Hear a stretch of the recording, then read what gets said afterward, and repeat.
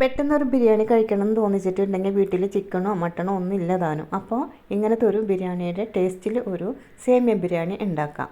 അത് പെട്ടെന്ന് ഒരു 5 നിമിഷത്തിൻ്റെ പണിയേ ഉള്ളൂ. തക്കാളിയും സവാളയും വഴറ്റിയാൽ മതി, അത്രയേ ഉള്ളൂ അതിൻ്റെ പണി. അപ്പോൾ നമുക്ക് എങ്ങനെ ഉണ്ടാക്കണമെന്ന് ഞാൻ കാണിച്ചു തരട്ടെ.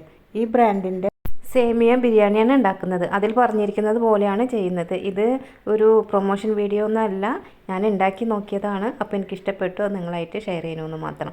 അതിന് വേണ്ടിയിട്ട് ഞാനൊരു പാൻ എടുത്തിട്ടുണ്ട്. അതിലേക്കൊരു 100 ml ഓയിൽ ഒഴിച്ച് കൊടുക്കുന്നുണ്ട്. ഓയിൽ ചൂടായപ്പോൾ അതിലേക്ക് ഞാൻ ഒരു വലിയ സവാള ഇങ്ങനെ നീളത്തിൽ അരിഞ്ഞത് ചേർത്ത് കൊടുക്കുന്നുണ്ട്. അതൊന്ന് വഴറ്റി കൊടുക്കുക. വഴറ്റിയിട്ട് ഒന്ന് വഴണ്ടി വരുമ്പോൾ അതിലേക്ക് 1 ടേബിൾ സ്പൂണ് വെളുത്തുള്ളി ഇഞ്ചി പേസ്റ്റാണ് ചേർക്കുന്നത്. ഇതിട്ടിട്ട് നല്ലോണം ഒന്ന് വഴറ്റി കൊടുക്കുക. അതിൻ്റെ പച്ചമണം പോകുന്നത് വരെ ഒന്ന് വഴറ്റുക. ഇനി ഇതിലേക്ക് നല്ല പഴുത്ത തക്കാളി ഒരെണ്ണം ചെറുതാക്കി നുറുക്കിയത് ഇട്ട് കൊടുക്കുന്നുണ്ട്. അതും ചേർത്തിട്ട് നന്നായിട്ട് ഒന്ന് വഴറ്റി കൊടുക്കാം. ഇപ്പോൾ നമ്മൾ ചേർത്തിരിക്കുന്ന സവാളയും തക്കാളിയും ഒക്കെ നന്നായിട്ട് വഴണ്ടി വന്നിട്ടുണ്ട്. ഇതിലേക്ക് ഇനി അവർ തന്നിട്ടുള്ള ആ പാക്കറ്റ് മിക്സിലുള്ള മസാലപ്പൊടിയാണ് ചേർക്കുന്നത്. ഇനി മസാലപ്പൊടി ഇട്ടിട്ട് നല്ലോണം ഒന്ന് വഴറ്റി കൊടുക്കുക. ഇത്രയേ ഉള്ളൂ ഇതിൻ്റെ പണി, മസാലയുടെ പണി ഇത്രയേ ഉള്ളൂ. ഇപ്പോൾ മസാല ഇട്ടിട്ട് നല്ലോണം വഴറ്റിയിട്ടുണ്ട്. ഇത് ഇത്രയും മതി. ഇനി ഇതിലേക്ക് വെള്ളം ചേർത്ത് കൊടുക്കാം. അതിൽ 600 ml വെള്ളമാണ് ചേർക്കുന്നത്. ഇനി വെള്ളം ഒഴിച്ചതിന് ശേഷം ഇതിന് ആവശ്യത്തിനുള്ള ഉപ്പിട്ട് കൊടുക്കാം. ഉപ്പ് ചെക്ക് ചെയ്യുക, ഇളക്കി നോക്കിയിട്ട് ഒന്ന് ചെക്ക് ചെയ്യുക. അതിന് ശേഷം ഇത് തിളയ്ക്കണം. അതിന് വേണ്ടിയിട്ട് ഞാനിതൊന്ന് മൂടി വെച്ച് കൊടുക്കുന്നുണ്ട്.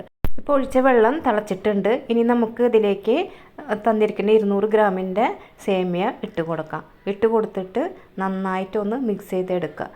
താഴേക്കും മേലേക്കും ഇട്ട് മറിച്ച് നല്ലോണം അതൊന്ന് മിക്സ് ചെയ്ത് മൂടി വെച്ച് ഒന്ന് വേവിച്ചെടുക്കാം. ഒരു 2 നിമിഷം മതി, അത്രയും വേവിച്ചാൽ മതി. ഇടയ്ക്കൊന്ന് തുറന്ന് നോക്കുക വെള്ളം വറ്റിയിട്ടുണ്ടോയെന്ന്. ഇനി അടിയിൽ കുറച്ച് വെള്ളം നിൽപ്പുണ്ട്. അതിനുള്ളിൽ നമ്മുടെ സേമിയ വെന്തിട്ടുമുണ്ട്. അതുകൊണ്ട് ഇത് തുറന്ന് വെച്ച് ഒന്ന് ഇളക്കി കൊടുത്താൽ മതി. അങ്ങനെ അതിലത്തെ വെള്ളം വറ്റുന്നത് വരെ നമുക്കൊന്ന് ഇളക്കി കൊടുത്ത് വേവിക്കാം.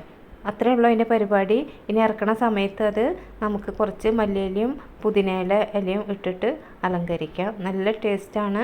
എന്നിട്ടൊന്ന് മൂടി വെച്ച് കൊടുത്താൽ മതി. ഇങ്ങനെ വെള്ളം വറ്റി കഴിയുമ്പോൾ ഇതിങ്ങനെ കുഴഞ്ഞിരിക്കണ മാതിരി തോന്നിക്കും, പക്ഷെ അത് കുഴഞ്ഞിട്ടില്ല.